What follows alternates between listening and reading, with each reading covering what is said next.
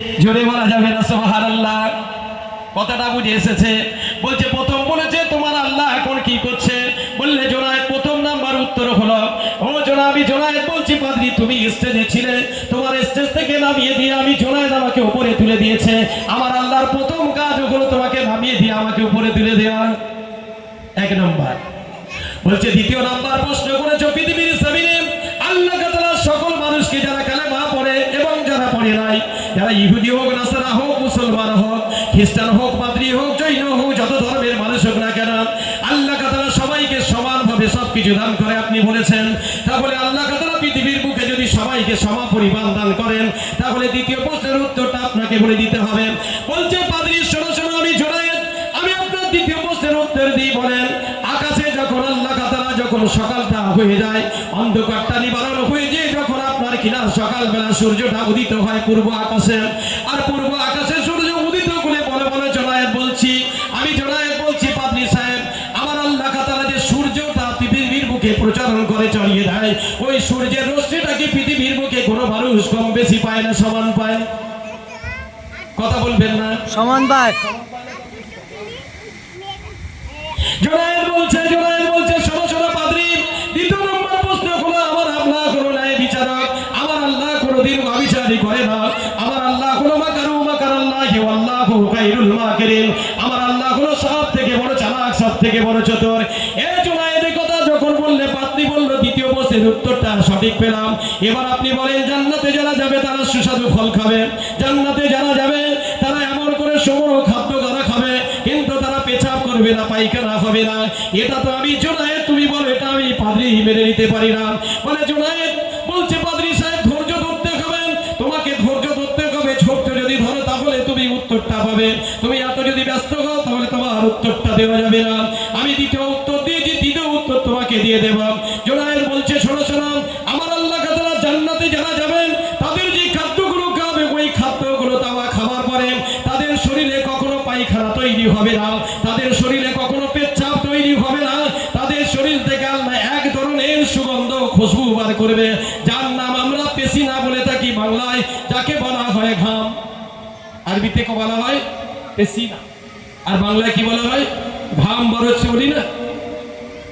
জোনায়েদ বলছে পাদ্রী সাহেব দ্বিতীয় নম্বরে করে আমার আল্লাহ তাআলা তাদের পেচ্ছাপ হবে না, তারা পায়খানা করতে পারবে না, তাদের পায়খানা করতে হবে না, পায়খানা করবে না।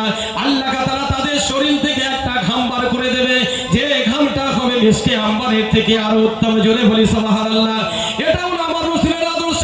হযরত আবু বকর বলছে ইয়া রাসূলুল্লাহ, ইয়া হাবিবাল্লাহ, মক্কা থেকে মদিনায় হিজরত করে চলে যাব, কিন্তু 950 কিলোমিটারের অধিক রাস্তা হুজুর গো, একদিন লাগবে না, দুদিন লাগবে না, কয়েকদিন অতিবাহিত হতে হবে।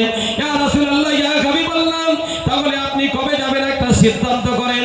বলে না আমি রাসূলুল্লাহ কখনো সিদ্ধান্ত নিতে পারবো না, তার কারণ ওরা আমার আল্লাহ তাআলা রব্বুল আলামিন যেদিনকে আমার আদেশ করবে আমি রাসূলুল্লাহ সেদিন বেরিয়ে যাব।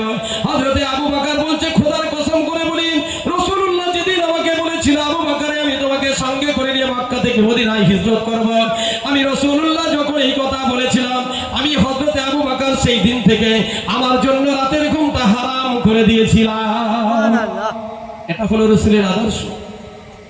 হযরত আবু বকর বলে রাতের ঘুমটা হারাম করে দিয়ে আমি এমন করে দরজার গায়ে যেন কানটা লাগিয়ে থাকতাম। আর আমার বেটি হযরত আয়েশা তখন ছিল ছোট, আমার রাসূলুল্লাহ বলছেন, হযরত আবু বকর বলছে আমার বেটি আয়েশার বয়স ছিল তখন একদম কম, বেশি বয়স ছিল না। তার কারণ হলো আয়েশা যখন রাসূলুল্লাহর সঙ্গে বিয়ে করেছিলেন তখন রাসূলুল্লাহর বয়স ছিল আপনার কিনা 53 থেকে 56 বয়স মধ্যে বলেছে আদর্শবান। কেননা রাসূলুল্লাহ যখন বিয়ে করেছিল হযরত আয়েশাকে, হযরত আয়েশার বয়স ছিল 7 বছর, আর 9 বছর বয়সে রাসূলুল্লাহ সংসার সাথে জীবন যাপন করেছিলেন।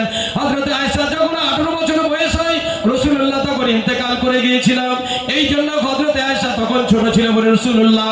হযরত আবু বকর বলছে ইয়া রাসূলুল্লাহ, ইয়া হাবিবাল্লাহ, আপনি কোন দিনে কোন সময় যাবেন সেটা তো আপনি বলেননি, আপনি বলেছেন আমি মক্কা থেকে মদিনায় হিজরত করে চলে যাব। আল্লাহ রাসূলুল্লাহর হাবিবের সালাম আবু বকর বলে আমি দরজার গায়ে কানটা লাগিয়ে রাখি, হঠাৎ দেখি একদিন আপনার কিনা মক্কা থেকে মদিনায় হিজরত করবে 622 খ্রিস্টাব্দে রাসূলুল্লাহ সাল্লাল্লাহু আলাইহি ওয়াসাল্লাম একদিন দেখে রাতের অন্ধকারে একটা রুমালটা পরি দিয়ে আপনার কিনা রাসূলুল্লাহ হযরত আবু বকর বাড়ির দরজার কাছে হাজির হয়ে গেল।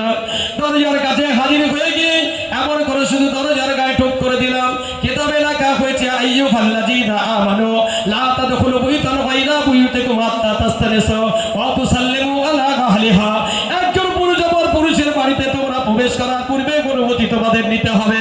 রাসূলুল্লাহ সাহাবী বলছেন, এমন করে আবু বকর বলছেন, আমার বাড়ির কাছে এসে যখন কাঁটা দিয়ে দিয়েছে, সঙ্গে সঙ্গে আমার আরেকটা বেটি ছিল, তার নাম হলো আসমা। এমন করে দেখলেন রাসূলুল্লাহর গলার আওয়াজটা পেয়ে হযরত আবু বকর বলছেন, লাব্বাইকা সাদাইতা ইয়া রাসূলুল্লাহ।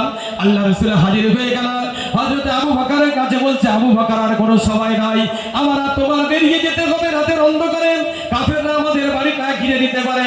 রাসূলুল্লাহ বেরিয়ে চলে যাবেন, কিন্তু কাফেররা রাসূলুল্লাহর বাড়িটা ঘিরে নিয়েছেন। এমন সময় কাফেররা যখন বাড়িটা ঘিরে নিয়েছেন, এমন অবস্থা রাসূলুল্লাহ সাল্লাল্লাহু আলাইহি ওয়াসাল্লামের কাছে হযরত জিবরাইল ওহী আনলেন। কোরআন বলছে, ওয়া মা ইয়ানতিকু আনিল হাওয়া ইন হুয়া ইল্লা ওয়াহয়ুন ইউহা। আমার রাসূলের কাছে ওহী এসে গেল। রাসূলুল্লাহকে বলা করি, ইয়া রাসূলুল্লাহ, ইয়া হাবিবাল্লাহ, আপনার প্রতি অত্যাচার করবে, আপনাকে শেষ করে দেবে, আপনাকে কতল করে দেবে বলেন চতুর্দিকে কাফেররা বেষ্টন করে নিয়ে নিয়েছে। হুজুর গো, আপনি এখন আপনার বাড়ি থেকে বেরিয়ে চলে যান। আমি রাসূলুল্লাহ তখন বলছি, আল্লাহ, আমার বাড়ির চতুর্দিকে তো কাফেররা তারা বেষ্টন করে নিয়েছে, তারা আমার বাড়ির চতুর্দিকে ঘিরে নিয়েছে, কেমন করে বেরিয়ে যাবেন? আমার আল্লাহ কথা ওই সময় বলেছিল, রাসূল গো, আমি তোমাকে সাহায্য করব, তোমার কেউ ক্ষতি করতে পারবে না। ওই সময় বলেছিল, রাসূলুল্লাহকে বলেছিল, মুহাম্মদ রাসূলুল্লাহ, তুমি এইটুকু কেবল মাত্র পড়ো, তুমি এইটুকু কেবল মাত্র পড়ো, যেমন আমি বলে থাকি, আমি যেমন বলে থাকি, ইন্নামা আমারুহু ইযা আরাদা শাইআন আইয়াকুলা লাহু কুন ফায়াকুন। আমি যখন কোনো কিছু করার জন্য প্রস্তুতি মনে করি, আমি শুধু কুন ফায়াকুন শব্দ বলি, তা হয়ে যায়। তুমি ওই জায়গায় শুধু এইটুকু পড়বে, তুমি বলবে, আমার আমি তো আমার আমি তির আমি তো আমার আমি তো ওয়ালাকিন্নাল্লাহ হারাবা। এই কথা বলার পর তুমি হাতে এক মুঠো বালি নাও, ওই বালিটা দিয়ে তুমি কাফেরদের মুখের দিকে একদিকে ছড়িয়ে দাও। কিতাবীরা লিখছেন, রাসূলুল্লাহকে বলা হলো, রাসূলুল্লাহ এক মুঠা মাটি তিনবার ফুঁক দিয়ে এমন করে ডান দিকে ছুঁড়ে দিয়ে বলছে, আল্লাহ, আমি তো একদিকে ছুঁড়ে দিলাম, কিন্তু কাফেররা চতুর্দিকে আছে। আমার আল্লাহ তাআলা বলছে, রাসূল, তোমার তো আমি সাহায্য করব, আমি তোমাকে বলেছি, নাসরুম মিনাল্লাহি ফাতহুন করিব ওয়া বাশশিরিল মুমিনিন। আমি আল্লাহ তাআলা রব্বুল আলামিন, মুমিনরা আমার কাছে দোয়া চায়, আর আমি আল্লাহ তাআলা মুমিনদেরকে সাহায্য করি। সুবহানাল্লাহ। মুমিনদের সাহায্য করেন কে? আল্লাহ। আল্লাহ। এখন আপনারা বলবেন, যদি মুমিনদের সাহায্য করে তাহলে এত অত্যাচার হবে কেন? অবশ্যই অবশ্যই আল জাদ্দু ফিল জাদ্দাহ ইরমান ফিল কসলে।